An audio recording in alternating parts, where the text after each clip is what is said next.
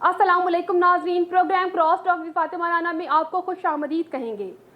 10 का इलेक्शन पाकिस्तान तहरीक इंसाफ हार गई। वैसे तो ये एक हल्के की हार और जीत का मामला था, लेकिन पाकिस्तान तहरीक इंसाफ के लिए ये एक हल्के की हार नहीं बल्कि ये उस तहरीक की हार थी जो इंसाफ के लिए थी।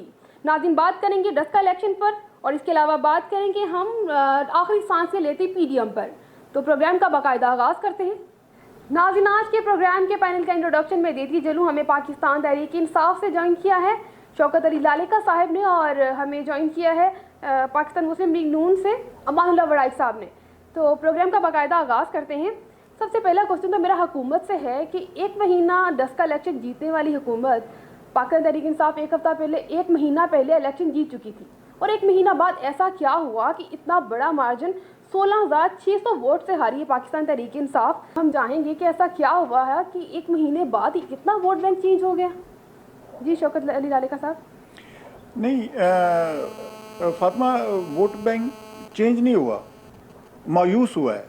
पिछली दफ़ा जब ये वोटर निकला था, इस दफ़ा उतना वोटर हमारा निकला नहीं बाहर। एक तो ये हुआ है। दूसरा, मैं समझता हूँ कि ये इतना बड़ा मार्जिन नहीं है। हमने तो गेन किया है इस दफ़ा, पार्टी में हमने गेन किया है इस दफ़ा। पार्टी में आपने गेन किया है अल्हम्दुलिल्लाह। पीटीआई के वोट बढ़े हैं। ये नहीं हुआ कि देखिए, लास्ट टाइम जीत रही थी पाकिस्तान तहरीक इंसाफ उस हल्के से, और उसी हल्के से एक महीने बाद इतना बड़ा मार्जिन के साथ वो हारती है। तो ऐसी क्या वजूहात? मैंने वही तो कहा है कि हमारा जो वोटर था वो डिसार्ट हुआ है, और वो जिस तरीके से पिछली दफ़ा जोशो खरोश से निकला था, इस दफ़ा नहीं निकला।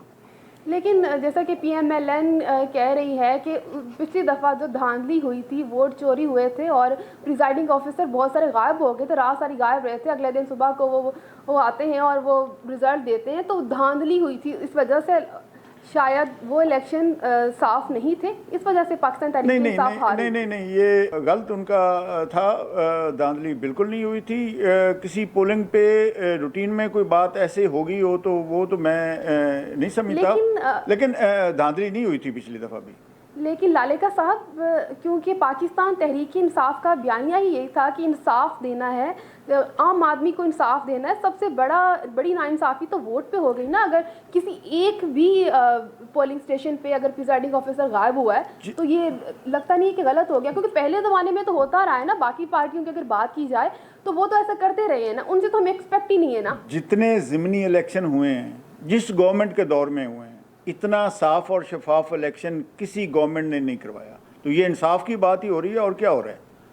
चलिए, आपका पॉइंट आ गया। चलते हैं हम और अमानुल्लाह वड़ाई साहब के पास जाते हैं, उनसे पूछते हैं। जी अमानुल्लाह साहब, आप इस बारे में क्या कहेंगे? क्या हुआ है एक महीने में कि पाकिस्तान मुस्लिम लीग नून इतने बड़े मार्जिन से जीत गई, जो कि हार रही थी एक महीना पहले उसी हल्के से इलेक्शन?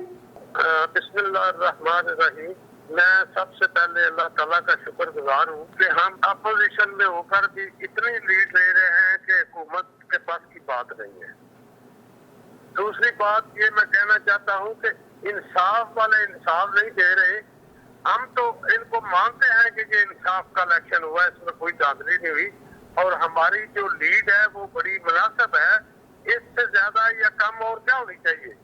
मैं तो ये समझता हूँ कि इनका लीडर, जिसका नाम इमरान खान है, तुम किस दुनिया पर फख्र करते हो कि जो कि जिसका बेहतरीन मशरूब मक्खी का थूक यानी शहद, और बेहतरीन लिबास कपड़े का कीड़े का थूक रेशमी। मुझे इनको ये पूछे कि वो जो कंटेनर पर बैठकर ये तकरीरें करते थे बिजली के बिल को फाड़ दो, मुझे इनको ये पूछे कि इसमें दुनिया में क्या लेना है जिसके हलाल में हिसाब और हराम में अजाब है।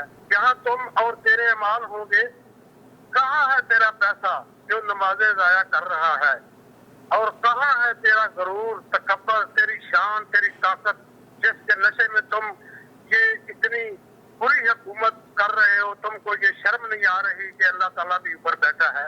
आप ऊपर वाले और को समझते हैं, अल्लाह ताला को नहीं समझते। तो मैं कहता हूँ कि इनको अब भी शर्म नहीं आ रही कि हमारी लीड कितनी बड़ी है, और इससे ज्यादा लीड क्या होनी चाहिए। ये कहते हैं कि अवाम बाहर नहीं निकले, अवाम को आपने निकालना था, हमने निकालना था। तो ये दो चीजें हैं। एक तो पैसा जो आप कह रहे हैं ना, वो पैसा निकालने के लिए ही हमारा लीडर आया है, और इंशाल्लाह लंदन से भी निकलेगा, और जहाँ जहाँ होगा करप्ट लोगों का पैसा वो निकलेगा इंशाल्लाह, और वो निकालने के लिए आया है। तीसरा ये कि आपने ये सब जमातें मिलकर ये इलेक्शन लड़ा है, और हमारी पार्टी एक ने इलेक्शन लड़ा है। ये और मियां नवाज शरीफ साहब आपका हिसाब जरूर लेंगे। वो हिसाब पहले अपना दें ना, पहले हिसाब अपना जो है, आए पाकिस्तान आए और अब अदालतों को फेस करें। अब बात डर कर ना बैठें, आप लोगों को आगे ना करें। मेरे भाई, मेरे कैद मियां हमजा शहबाज साहब, अपोजिशन लीडर सूबाई असेंबली पंजाब, 20 महीने जेल में बगैर किसी गुनाह के बंद रहे हैं। उसके गुनाह और उसके पैसे कितने साबुत हुए? 40 साल से मुल्क को लूट कर खा गए और कहते हैं कि अपना बंद रहे हैं। अपना हिसाब अदारों में देना, हमारा इदारा नहीं है, इदारे इंडिपेंडेंट हैं, और अपना हिसाब इदारों में दें आप। अमानुल्लाह साहब, इससे वोट को इज्जत दो कि आपका जो बयानिया है वो तो जीत गया है ना, आगे क्या देखते हैं कि पार्टी को आगे लेके कौन जाएगा? हमजा शहबाज जाएंगे या फिर मरियम नवाज? और आगे का लाया अमल क्या है? उनकी फैमिली से जो भी आएगा, हम उनके अदले से कारकुन हैं, हम तस्लीम करेंगे जो भी आएंगे। आप हैसियत पार्टी के रुकन किनको देखते हैं? लेकिन मेरी एक ख्वाहिश जरूर है कि पंजाब असेंबली का वज़ीर आला मियां अपोजिशन लीडर पंजाब होंगे इंशाल्लाह। ये वोट को इज्जत नहीं दे रहे, आजकल ये पीडीएम को इज्जत दे रहे हैं। आजकल इनका नारा है कि पीडीएम को इज्जत दो और अपनी अपनी लूटी हुई दौलत जो है ना वो बचाओ। इंशाल्लाह इमानुल्लाह साहब भी कह रहे हैं कि इंशाल्लाह मेरा कैद मियां हमजा शहबाज और मियां मोहम्मद नवाज शरीफ से जरूर वसूल करेंगे। लिख लें आप कागज पे। चलिए, आपका पॉइंट आ गया अमानुल्लाह साहब, करते हैं। जी अमानुल्लाह साहब, आपका पॉइंट आ गया।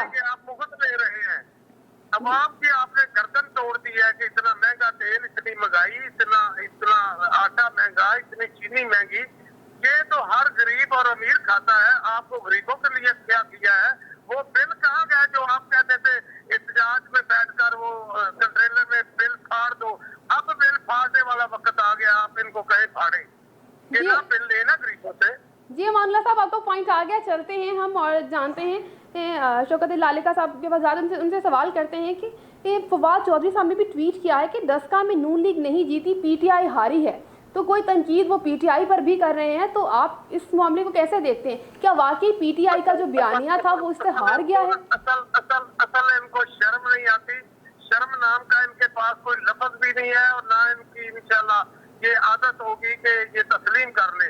इन्होंने नून लीग के हार जीत को कभी नहीं मानना, जितना मर्जी इनको। अमानुल्लाह साहब, यही सिचुएशन ये बाकी पार्टीज के साथ और आपकी भी पार्टी के साथ भी ऐसा ही होता रहा है कि जब भी जो भी जीतता है वो कहता है मैं जीता हूँ, और बाकी सब जो हारने वाले होते हैं वो कहते हैं कि धांधली हुई है।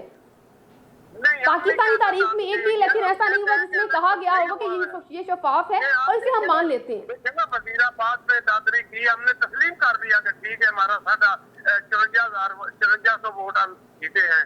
हमने दस्का में तस्लीम कर दिया कि जितनी जीत है हम तस्लीम करते हैं। ये कहते हैं हमारे वोट नहीं निकले, वो हमारा क्या गुनाह है? अमानुल्लाह साहब, आपका पॉइंट आ गया है। आप फिर वापस साथियों में अमानुल्लाह साहब अपनी बारी पे बात करें ना, अपनी बारी पे बात करेंगे तो फिर साहब आपका पॉइंट आ चुका है। मैं अभी हम हुकूमत का पॉइंट ऑफ व्यू तो ले लेना।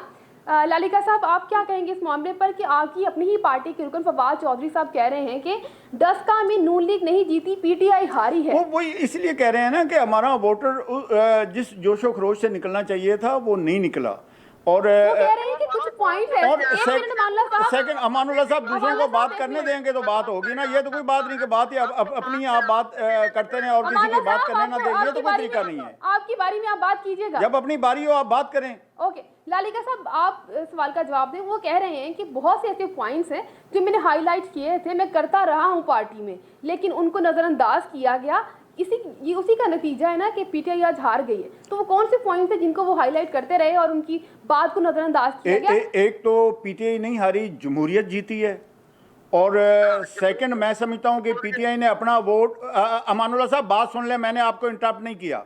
और अमानुल्लाह ये तो कोई बात नहीं, आप बात करते रहेंगे तो फिर ये तो मैं भी बात नहीं करने दूंगा अमानुल्लाह साहब, आपको। कुछ- जब एक अपनी बारी पे बहुत बात सारी- करें, जो आपने बात करनी हो। बिल्कुल बिल्कुल बात हाँ। करें, मैं सुन रहा जी हूँ। जी, बात करने का और मौका दीजिए। पीटीआई का जो है, एक तो जमहूरियत जीती है और सही इंसाफ के साथ पीटीआई ने ये इलेक्शन करवाया है अल्हम्दुलिल्लाह।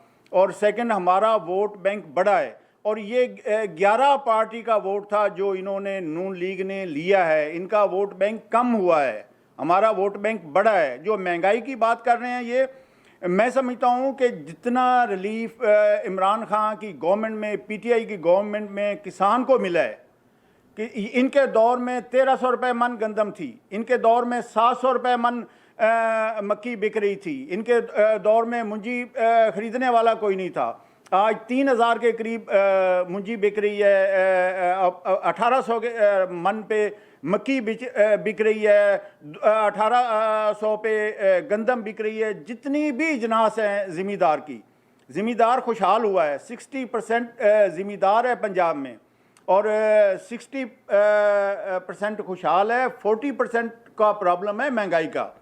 ये एक मैं क्लियर कर दूं आज कि ये अपना महंगाई कहते हैं। 60% खुशहाल है किसान जो है, ज़मींदार जो है खुशहाल है। इस पे उनके इजनास के, किसी किसान से पूछ लें कि उनके इजनास के रेट उनको क्या मिल रहे हैं और कैसे मिल रहे हैं। गन्ना जो है 300 रुपये मन गन्ना किसान का उठाया जा रहा है और लेकिन जालेगा साहब, किसी पाकिस्तान में- मिल वाले की जरूरत नहीं कि वो पैसे किसान के रख ले लेकिन इस हमारे जालेगा साहब, दौर अगर में।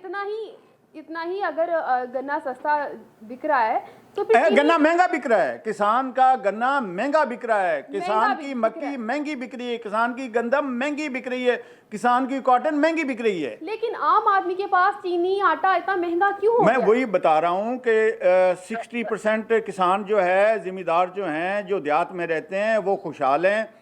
40% जो तनख्वाहदार तबका है और जो शहरों में लोग रह रहे हैं, उनके लिए महंगाई का प्रॉब्लम है। अगर हमने इंशाल्लाह ये महंगाई को एड्रेस कर लिया और सही तरीके से कर लिया तो इनकी तो जगह नहीं होगी इन पार्टीज़ की इलेक्शन लड़ने की भी इंशाल्लाह। मौलाना साहब, आप इस बारे में क्या कहेंगे कि हुकूमत तो कह रही है कि महंगाई बहुत कम हो गई और जो किसान है वो खुशहाल है। इंशाल्लाह अल्लाह के फजल से, अल्लाह के काम से, अल्लाह ताला को ऊपर से मेहरबानी फरमाए तो फिर जरूर हाल होंगे।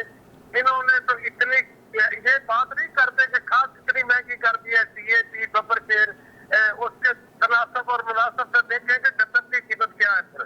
तो गरीब क्यों रो रहे हैं जिनको 250 रुपए में आटा मिल रहा है। पेट्रोल, बिजली के रेट सब महंगे हैं, लेकिन हुकूमत कह रही है कि सब कुछ सस्ता हो रहा है। आप मेरी बहन मुझे बता दें इंसाफ से, ईमानदारी से, कि ये तरीके इंसाफ है या तरीके बेईमान है, ये आप बता दें। और गरीब से पूछ कर देखिए कि वो क्या रो रहा है। वो तो खुदकर्जी करने के तैयार है। आप माह रमजान आ रहा है, वो कहाँ से खाएंगे, कहाँ से कमाएंगे। चलिए मौलाना साहब, बात को यहीं से कंटिन्यू करेंगे, टाइम हो रहा है ब्रेक का, चलते हैं ब्रेक की जाने।